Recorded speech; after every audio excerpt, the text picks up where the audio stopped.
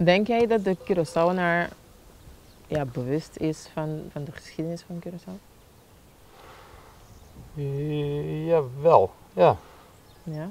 Maar dat is de geschiedenis van hoe ver wil je terug, weet je wel. Maar kijk, waar je hier ook bent, je kunt er niet omheen. En omdat er de afgelopen 100 jaar nogal veel veranderd is, denk je dat zeg maar, wat nu gezichtsbepalend is, voor een groot gedeelte in die afgelopen 100 jaar heeft plaatsgevonden.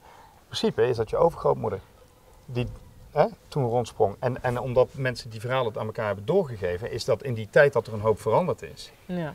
En net iets daarvoor. Mensen kennen die verhalen allemaal nog. Dus die hebben dat zeg maar niet uit een boekje, die hebben dat van hun eigen familie gehoord. En ik denk dat dat ervoor heeft gezorgd dat mensen een redelijk goed weten wat er vroeger is gebeurd. Wat er allemaal heeft plaatsgevonden, waarom de wereld eruit ziet zoals hij er nu uitziet. En wat je daarvan moet vinden. Okay. En dat zie je niet op veel plekken.